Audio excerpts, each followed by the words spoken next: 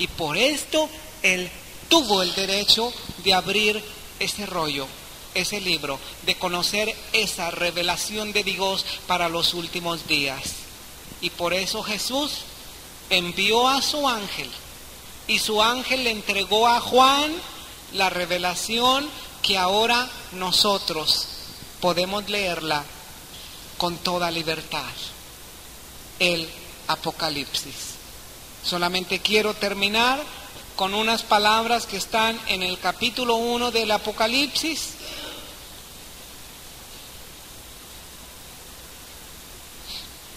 En el versículo 3. Bienaventurado el que lee y los que oyen las palabras de esta profecía y guardan las cosas en ella escritas, porque el tiempo está cerca. Mira qué bendición tan grande. En el tiempo de Daniel fue sellado, cerrado. En el tiempo nuestro se nos dice bienaventurado. Bienaventurado quiere decir 1000 veces feliz. ¡Qué feliz es aquel que lee, aquel que oye, aquel que entiende y aquel que hace todo lo que el Apocalipsis dice! Te voy a dejar una tarea. De tarea, en esta semana vas a leer todo el Apocalipsis. Si lo terminas, solamente tiene 22 capítulos. Si lo terminas en un día, al día siguiente vuelves a leer y vuelves a leer y vuelves a leer para que el siguiente domingo estés, pero bien filoso para la clase de Apocalipsis. Amén. Vamos a ponernos de pie. Quiero invitar al grupo musical que sea el que nos dirija con la parte final.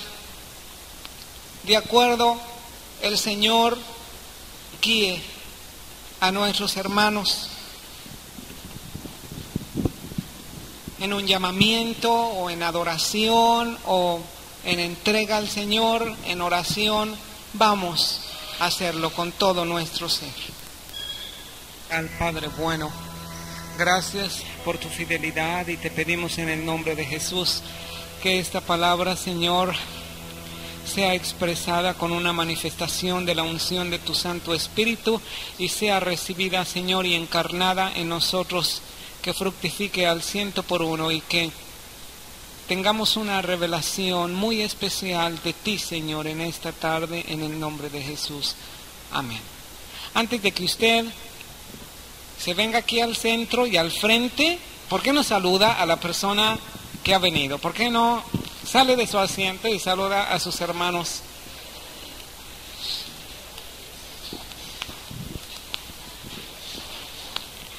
En el capítulo 1, y si alguien tiene el deseo de tomar nota y no trajo su cuaderno de notas, vamos a pedirle a Ramón que nos consiga algunos cuadernos para las personas que quisieran tomar nota y que no tienen. Levanten las manos los que quieren un cuaderno. Entonces traigan sus 10 corcholatas y... Bueno, vamos a abrir la Biblia en Apocalipsis. Apocalipsis capítulo 1. Ahorita ya los fueron a traer. Apocalipsis capítulo 1.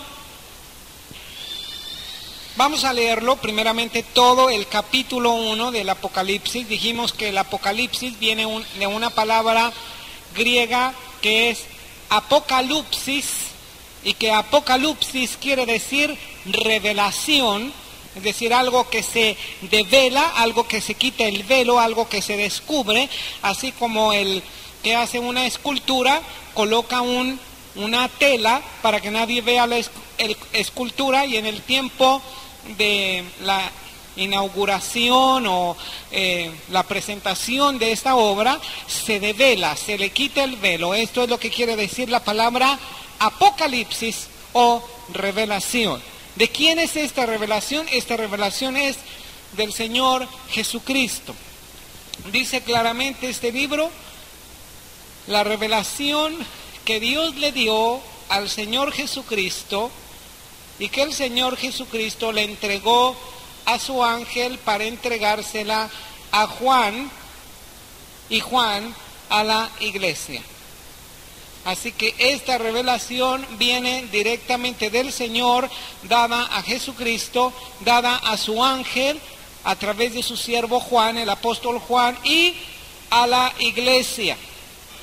¿A cuál iglesia? A nosotros, a los creyentes. Este libro es muy importante porque en el libro de Daniel, nosotros vamos a ver en estas clases que hay una relación tremenda y grande entre Daniel y Juan.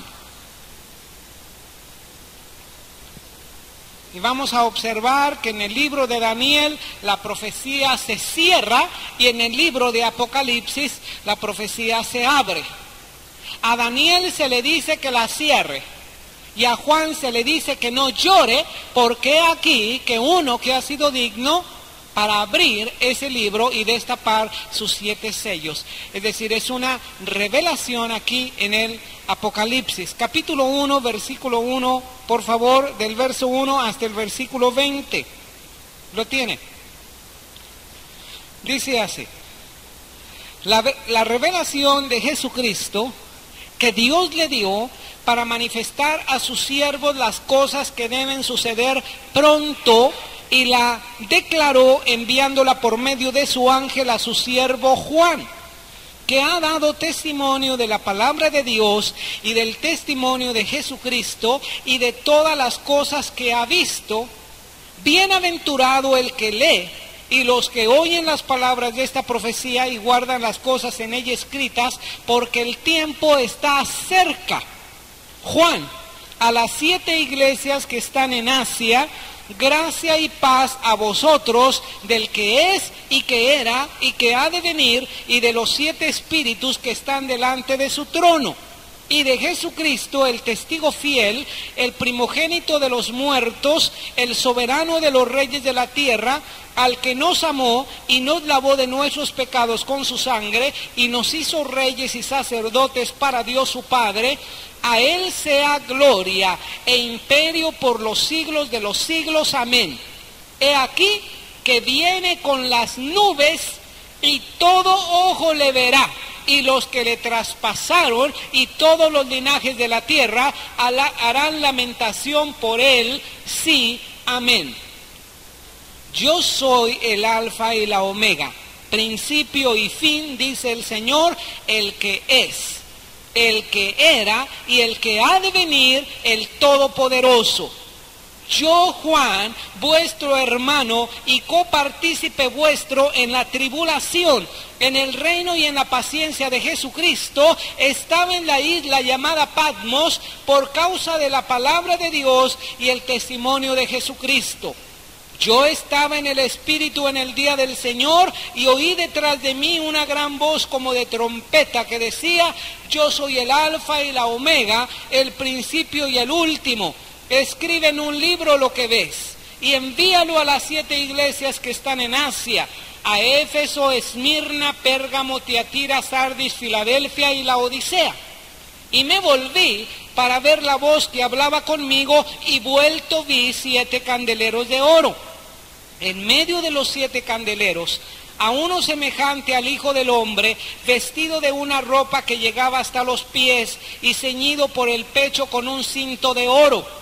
Su cabeza y sus cabellos eran blancos como blanca lana, como nieve, sus ojos como llama de fuego, y sus pies semejantes al bronce bruñido, refulgente como en un horno, y su voz como estruendo de muchas aguas.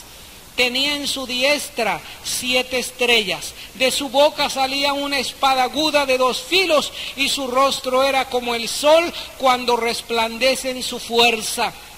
Cuando le vi, caí como muerto a sus pies, y él puso su diestra sobre mí, diciéndome: no temas, yo soy el primero y el último, y el que vivo y estuve muerto, mas he aquí que vivo por los siglos de los siglos. Amén. Y tengo las llaves de la muerte y del Hades.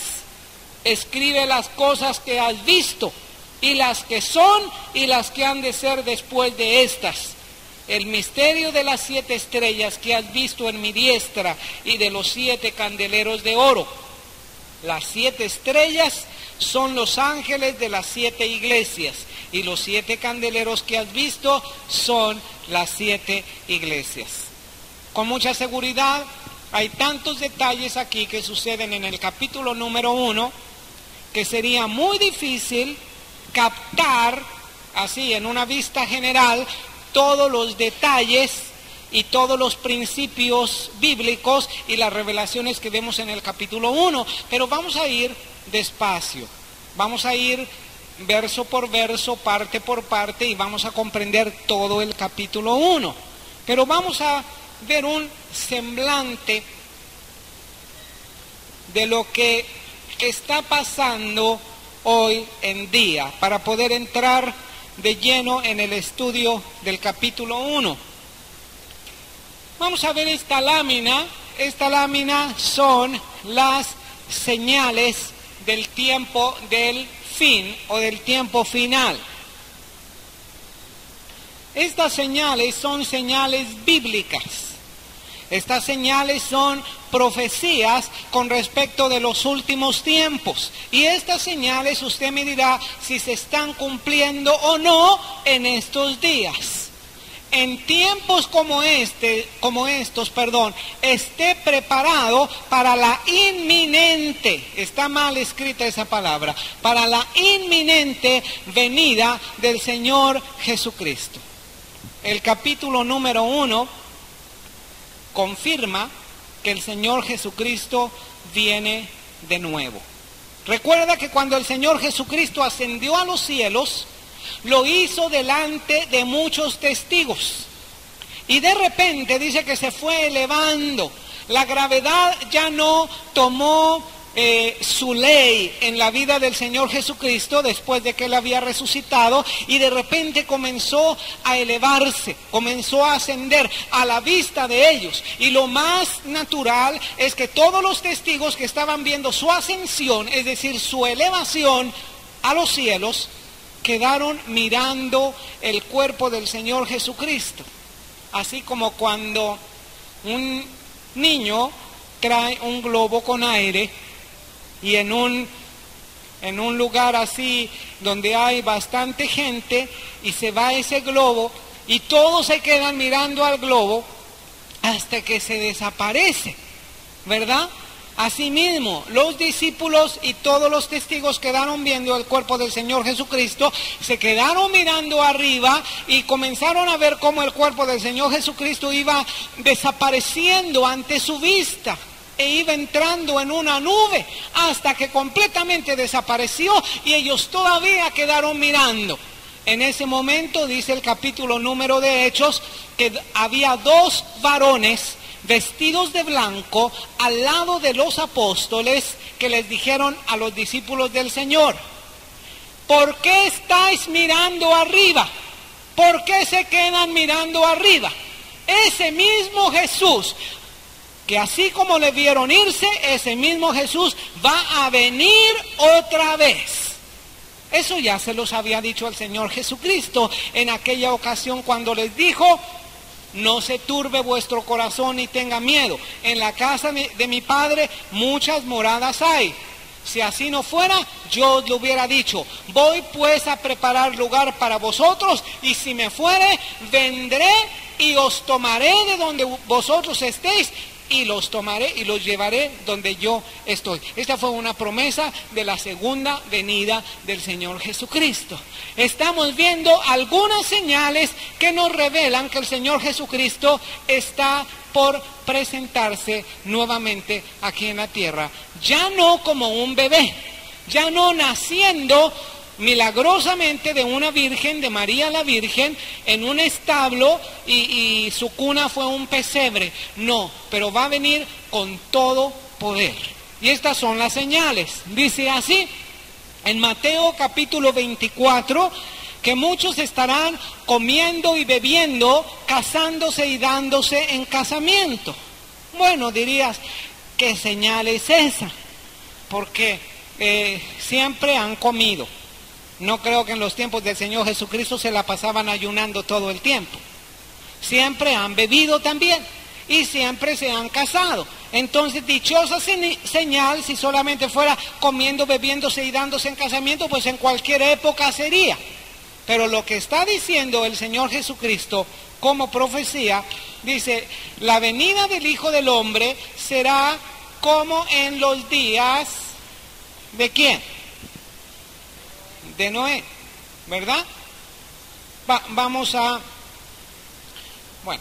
dibujar primero.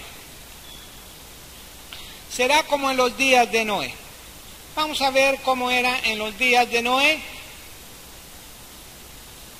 Noé tenía su casa junto con otras casas, pero tenían un gran trabajo. Ellos estaban construyendo un arca.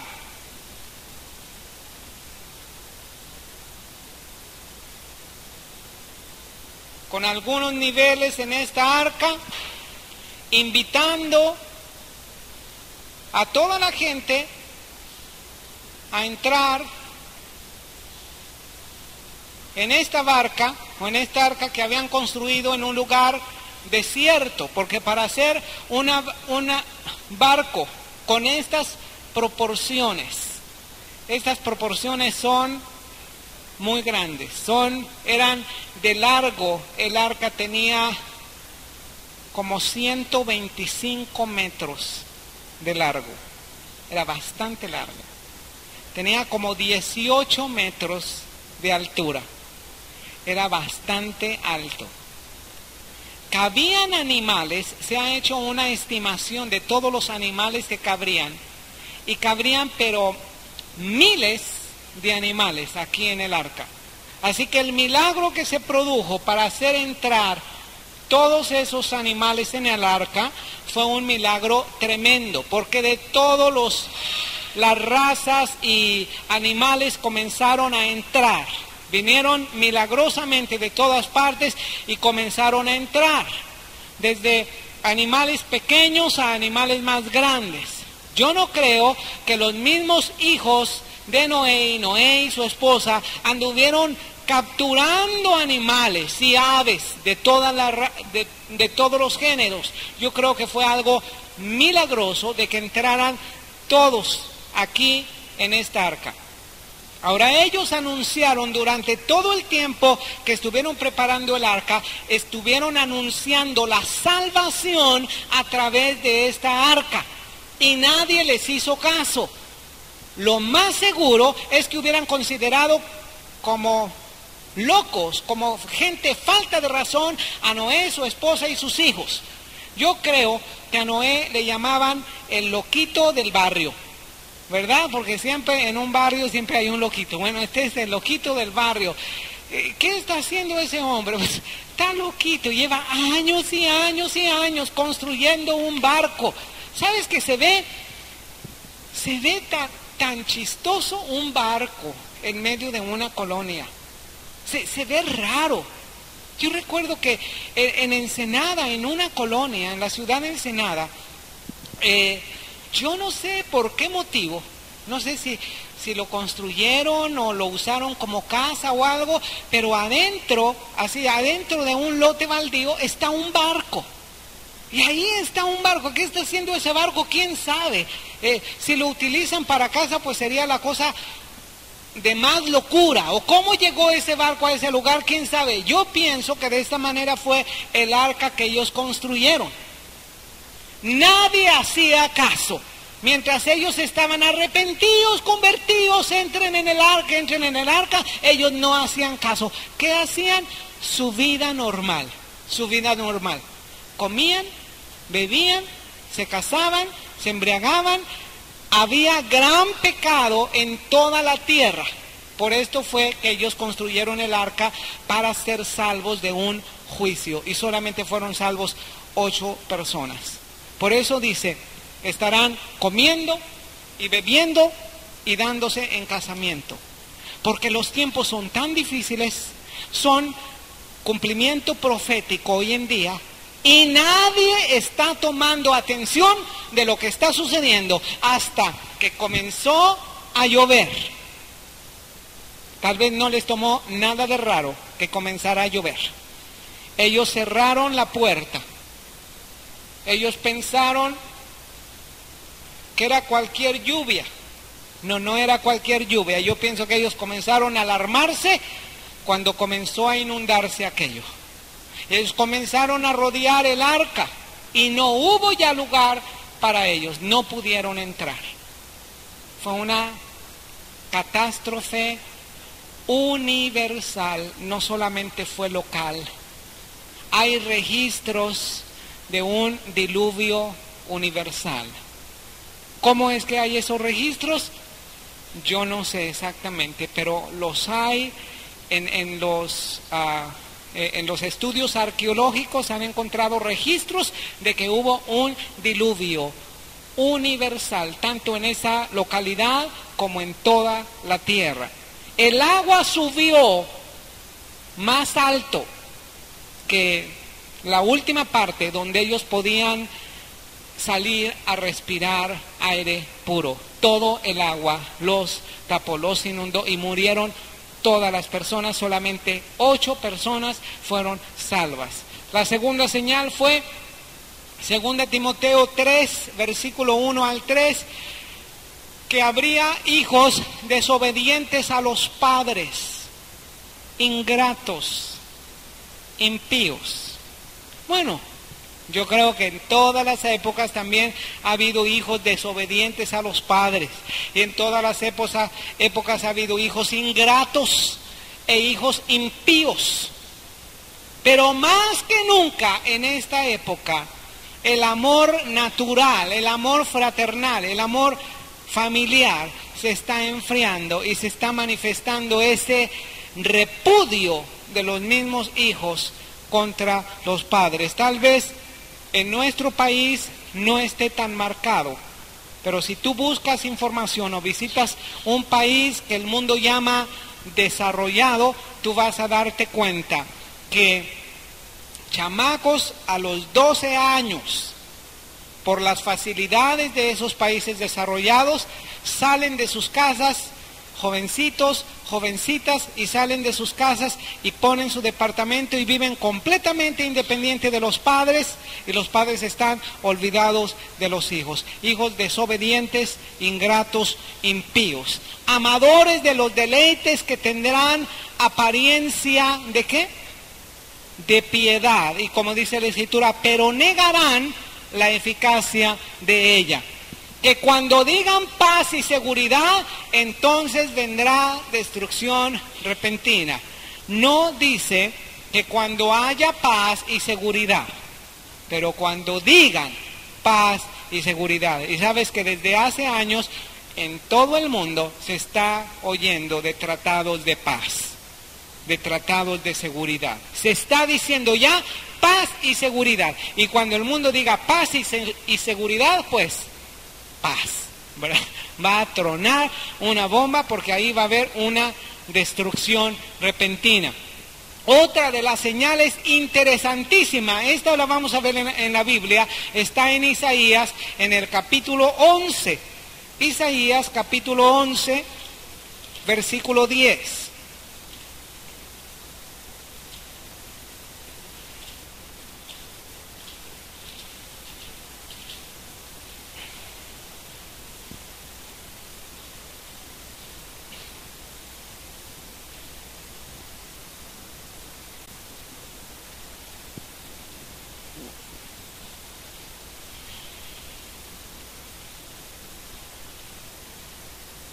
¿Lo tienes? Isaías capítulo 11, versículo del 10 al 12, dice así: acontecerá en aquel tiempo que la raíz de Isaí. ¿Cuál es la raíz de Isaí? ¿O quién es Isaí? ¿Por qué se le llama la raíz de Isaí? Isaí, ¿quién fue? Isaí fue el papá de David. De aquí vino el Señor Jesucristo. Cuando habla de la raíz de Isaí, se está refiriendo al pueblo de Israel. esta es una profecía para el pueblo de Israel. Acontecerá en aquel tiempo que la raíz de Isaí, la cual estará puesta por pendón a los pueblos, será buscada por las gentes y su habitación será gloriosa. Asimismo acontecerá en aquel tiempo que Jehová alzará otra vez su mano para recobrar el remanente de su pueblo que aún quede, ¿dónde? En Asiria, en Egipto, en Patros, en Etiopía, en Elam, en el Sinar, en Hamad y en las costas del mar, y levantará pendón a las naciones, y juntará a los desterrados de Israel, y reunirá a los esparcidos de Judá de los 4 confines de la tierra. Aquí estamos viendo acerca de Israel, acerca del pueblo de Israel. Mira, en el año 600, aproximadamente antes de Cristo, el pueblo de Israel fue llevado cautivo ¿a dónde? A Babilonia. Y cuando fue llevado cautivo en Babilonia, duró 70 años de cautividad. Daniel buscó en los libros de Jeremías acerca de esta profecía de que iba a durar 70 años y clamó al Señor: Señor, ya se están cumpliendo los 70 años, ya debemos de regresar a nuestra patria. Y el Señor le da una revelación muy grande que se llama las 70 semanas de años. Es decir, una semana de años, ¿cuántos años son? 7 años. 70 semanas de años, ¿cuántos años son? 490 años. Y decía la profecía que cuando saliera el edicto que iban a dar, y ese edicto se dio en el año 445 antes de Cristo por el rey persa, le dieron esta carta o este permiso para ir a reconstruir Jerusalén. Cuando se diera el edicto, hasta un Mesías príncipe, habría 7 semanas y 62 semanas. ¿Cuántos son 7 y 62 semanas? 69 semanas. Pero como estamos hablando de esa profecía de 70 semanas de años, donde cada semana, ¿cuántos años son? 7 años. Quiere decir que desde que se dio el edicto hasta el Mesías príncipe, ¿y el Mesías príncipe quién es? Jesucristo. ¿Sabes que hubo un solo día cuando se declaró a Jesucristo como Mesías? Y este fue cuando él entró a Jerusalén montado en un burrito. Ahí él se declaró que él era el Mesías. Y proféticamente y teológicamente está probado que efectivamente fueron 483 años judíos exactos, contabilizados incluso por días exactos, desde que se dio el edicto hasta que Jesús entró a Jerusalén montado en un burrito, fueron 483 años. Y de acuerdo a la profecía que Dios dio al pueblo de Israel, ¿cuántos años faltarían para completarse toda la profecía que Dios dio a Israel? Si eran de 490 años. ¿Cuánto? 7 años. ¿Por qué la profecía se interrumpió aquí precisamente cuando Cristo entró como Mesías al pueblo? ¿Recuerdas que cuando él entró, él salió de la ciudad y él comenzó a llorar porque tal veces quise protegerte, así como la gallina cubre a sus polluelos? Pero por cuanto tú no conociste el día de tu visitación, no quedará de ti piedra sobre piedra que no sea destruida. Sabes que inmediatamente después menos de una semana, habían crucificado al Señor Jesucristo. Y los que le gritaron Hosana, Hosana al Rey de los Judíos, más tarde le crucificaron. Y por eso dice San Juan, a lo suyo, hablando de Cristo, a lo suyo vino el Señor. Dice, Él vino a lo suyo, y los suyos, el pueblo de Israel, no le recibieron. Pero a todos los que le recibieron y a los que creen en su nombre, les ha dado poder de ser hechos hijos de Dios. Sabes que la iglesia en un principio comenzó con gente judía. Los 12 discípulos eran judíos, ¿verdad? Judas se ahorcó y quedaron 11 discípulos. Pero después lo repusieron por otro hermano que había andado con el Señor y lo había conocido, y siguieron siendo los 12 discípulos. Ellos fueron judíos. Los 120 del aposento alto, ¿qué eran? Eran judíos. Cuando recibieron el bautismo del Espíritu Santo, Pedro les predicó y se convirtieron 3,000. ¿Qué eran estos? Judíos, todos judíos. Más tarde, en la sanidad del cojo del nacimiento, se convierten 5,000 varones, sin contar las mujeres y los niños. Así que es una multitud que comienza a conocer al Señor. ¿Ellos qué eran? Judíos. Todos ellos eran judíos. La iglesia primitiva estaba formada por judíos. Por judíos mesiánicos, es decir, judíos que aceptaban que Jesús era su Mesías. Pero cuando ellos llenaron con el Evangelio Jerusalén, pues ellos se sintieron muy cómodos. Ya tenían una iglesia, tenían buena reputación en el pueblo, buen testimonio en el pueblo, gozaban del favor del pueblo, de la gracia del pueblo, de la gracia de Dios. Había señales, prodigios, milagros, había sanidades, había un reconocimiento, había una fuerza para los judíos. Aún los sacerdotes judíos se estaban convirtiendo, pero el mandato del Señor era, vayan a Jerusalén, y después de Jerusalén vayan a Judea, y después de Judea vayan a Samaria, y después de Samaria hasta los confines de la tierra. Los judíos solamente quedaron ahí en Jerusalén. Y sí, dijeron, dice la Escritura en Hechos de los Apóstoles, que ellos llenaron toda Jerusalén con el Evangelio. Pero cuando llegó el momento de predicar el Evangelio a otras ciudades, el Señor envió una persecución terrible. Porque Esteban, lleno del Espíritu Santo, fue confrontado con el concilio o con el consejo de justicia o de gobierno del pueblo de Israel. Y el concilio dio muerte a Esteban.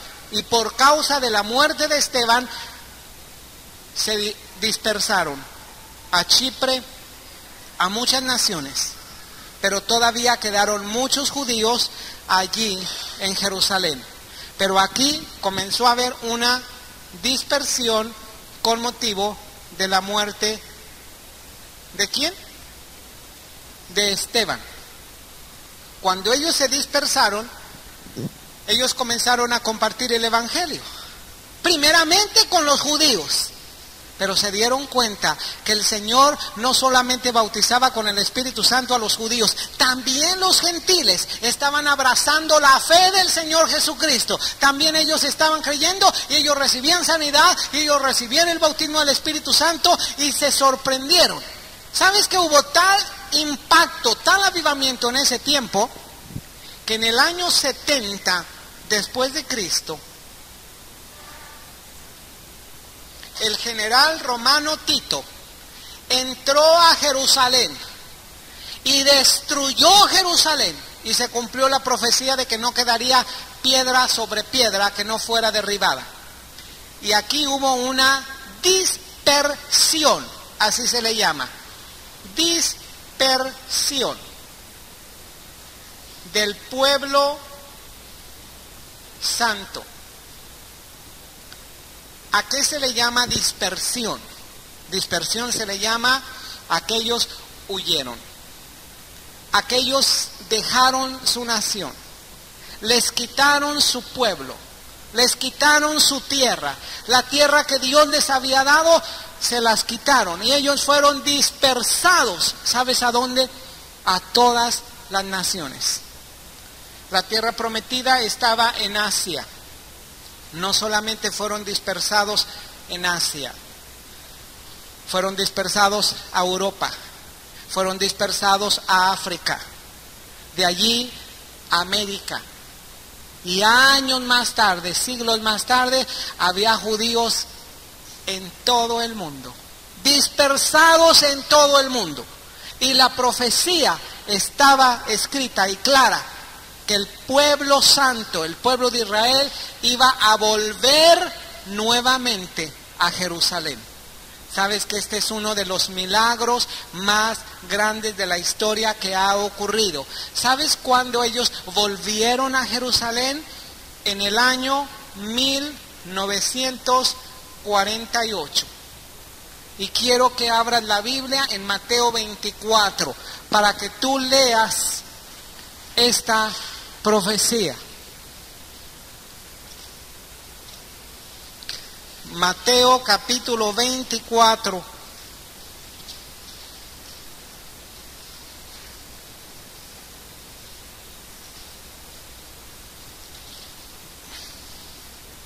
Lo tienes.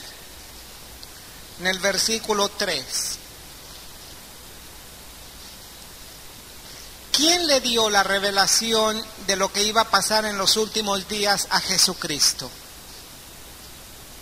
Su Padre, Dios. Por eso dice, la revelación que Dios le dio a Jesucristo, Jesucristo le entregó a su ángel a Juan y Juan a su iglesia. Así que, aún antes de morir el Señor Jesucristo y antes de resucitar, Jesucristo ya sabía lo que iba a acontecer en estos últimos días. Y este Mateo 24 es la prueba. Fíjate bien lo que dice el versículo 1.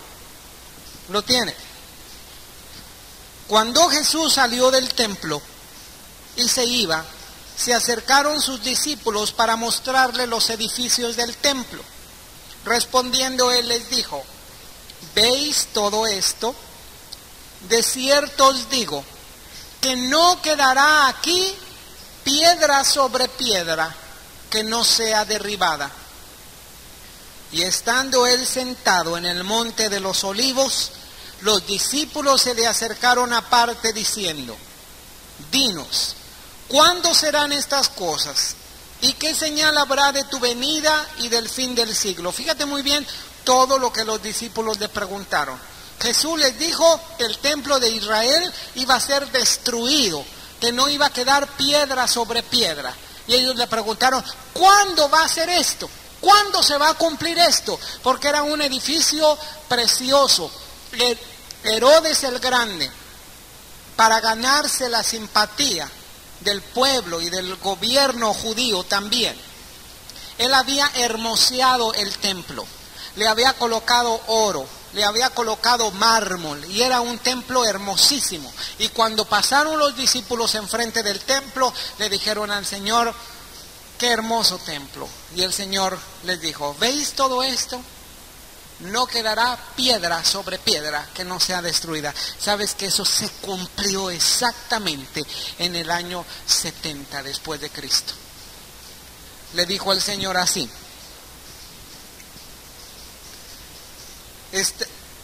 En el verso 3 nuevamente, le dijeron los discípulos: dinos cuándo serán estas cosas, qué señal habrá de tu venida y del fin del siglo. Fíjate que ellos dicen: ¿cuándo se va a destruir el templo?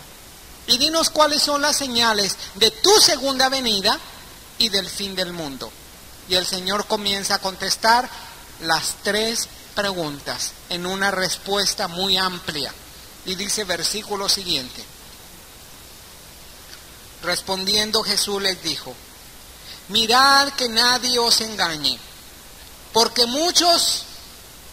vendrán muchos en mi nombre diciendo: yo soy el Cristo, y a muchos engañarán. Y oiréis de guerras y rumores de guerras. mirad que no os turbéis, porque es necesario que todo esto acontezca, pero aún no es el fin. Porque se levantará nación contra nación, reino contra reino. Habrá pestes, hambres, terremotos en diferentes lugares. Y todo esto será principio ¿de qué? De dolores. Mira estas señales tan fuertes. Están ocurriendo cada vez con más frecuencia. Entonces, os entregarán a tribulación y os matarán y seréis aborrecidos de todas las gentes por causa de mi nombre. Muchos tropezarán entonces y se entregarán unos a otros y unos a otros se aborrecerán. Y muchos falsos profetas se levantarán y engañarán a muchos. Y por haberse multiplicado la maldad, el amor de muchos se enfriará. Mas el que persevere hasta el fin, ese será salvo. Y será predicado este evangelio del reino en todo el mundo para testimonio a todas las naciones. Y entonces, ¿qué? Vendrá el fin. La última de las señales cuando venga el fin es que el evangelio sea predicado en todas las naciones. Y sabes que este evangelio sí se está predicando en todas las naciones.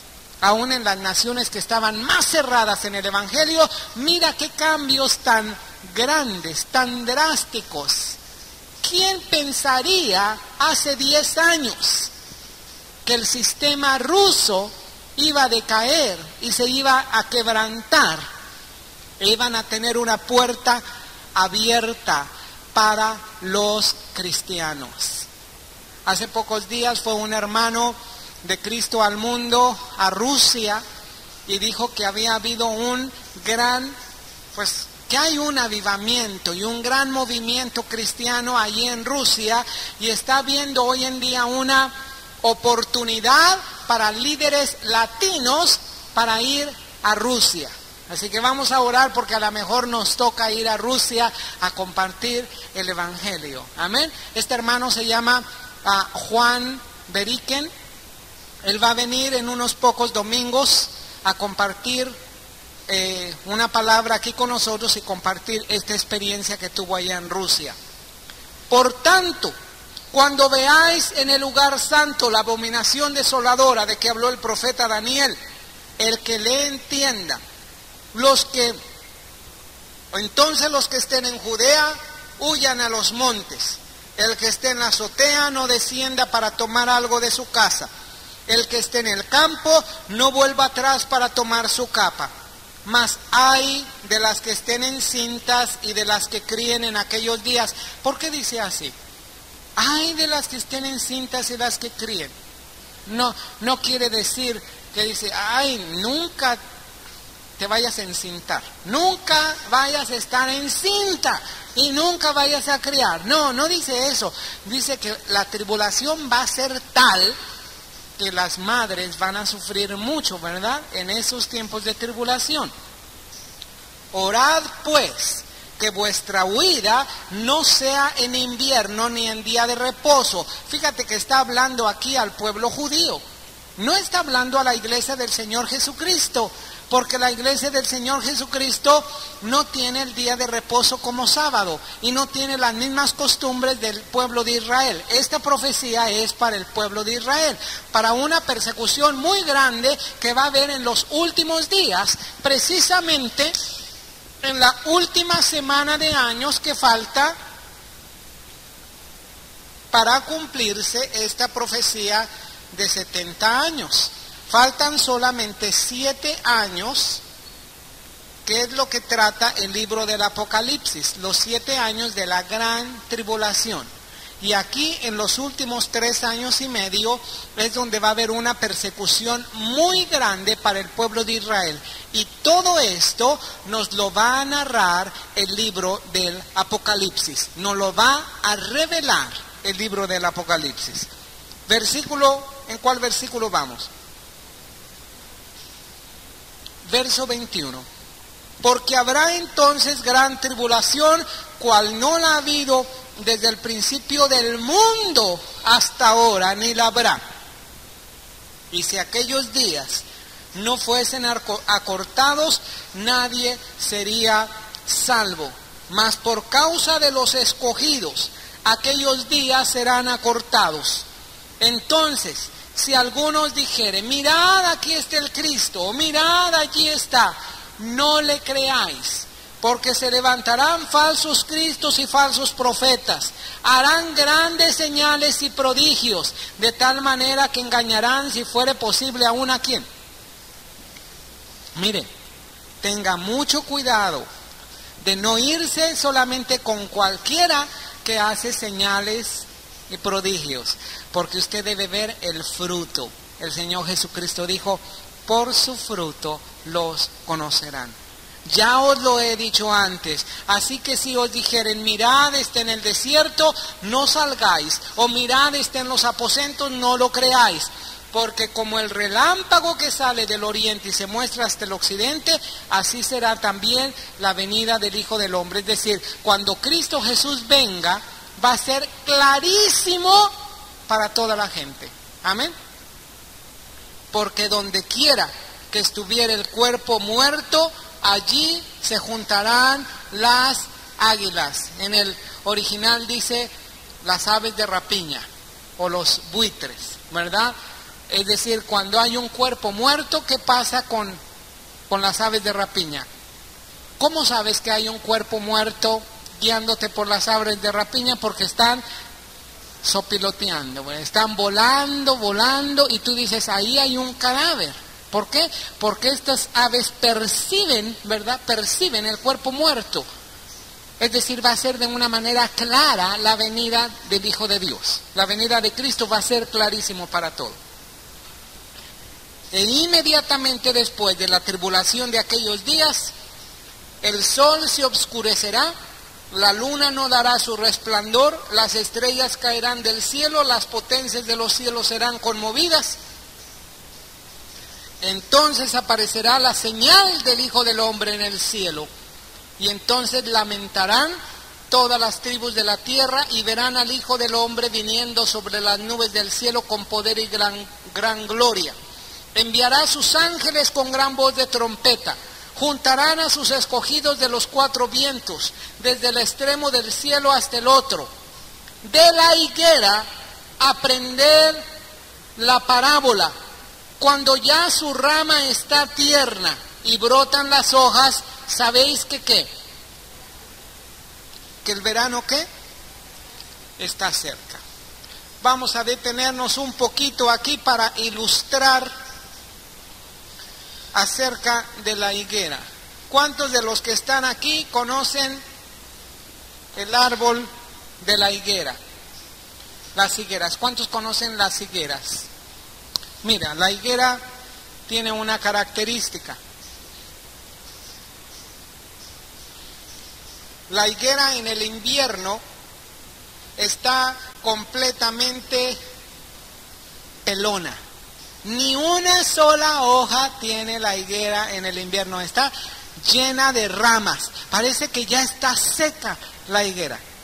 Pero cuando pasan los meses, pasa el invierno y se acerca el verano, tú vas a conocer, porque comienza a haber unos brotecitos aquí.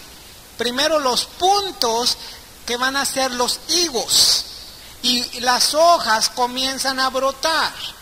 Tú dices, ya el verano está cerca. ¿Sabes que el Señor Jesucristo utilizó la ilustración de la higuera para decir que la higuera era el pueblo de Israel? Vamos a ver la escritura. En Marcos capítulo 13, versículo 28. Marcos 13, 28.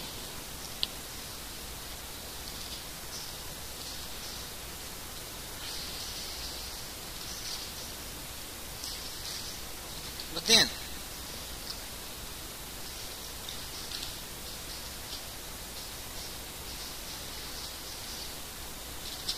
Marcos capítulo 13, versículo 28.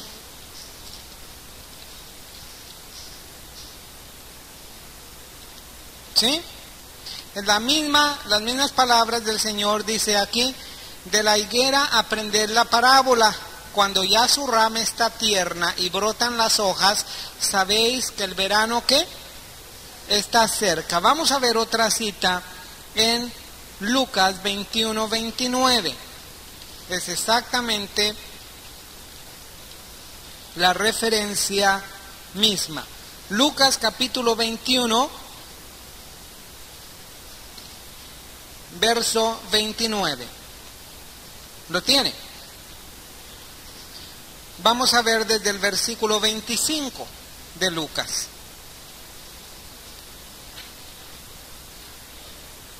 ¿Sí?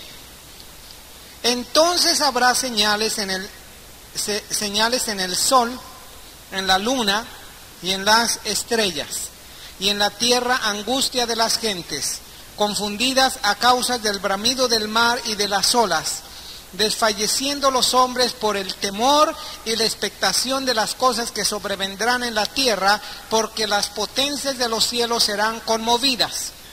Entonces verán al Hijo del Hombre, que vendrá en una nube con poder y gran gloria. Cuando estas cosas comiencen a suceder, ¿qué debemos de hacer?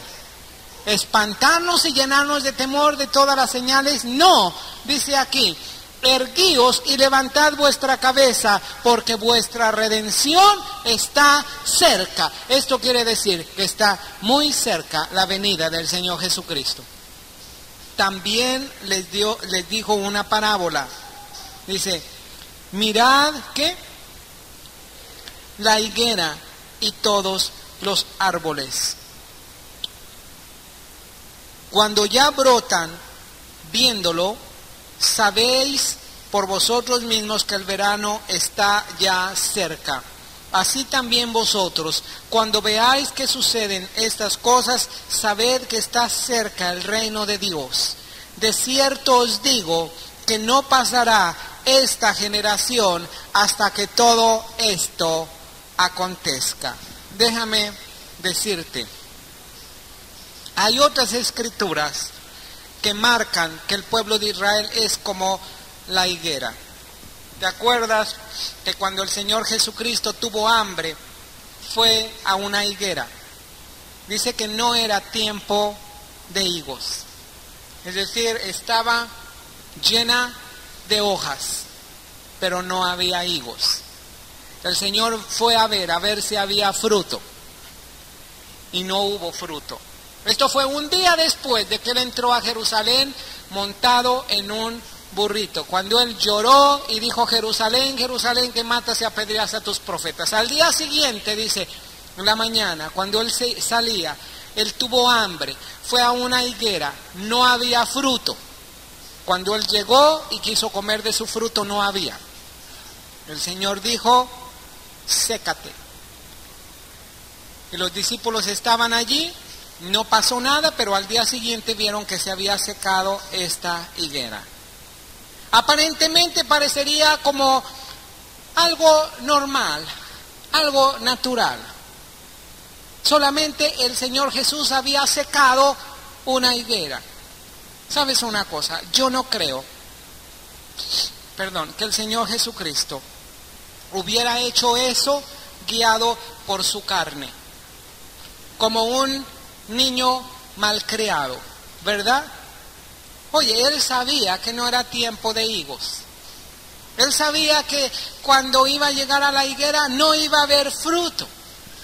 Pero él quería darles a sus discípulos una lección muy grande, porque él había dicho que toda rama que esté en él que no lleve fruto, la cortará y la echará a fuego. Dice, y allí se secan y luego se queman, y allí será el lloro y el crujir de dientes.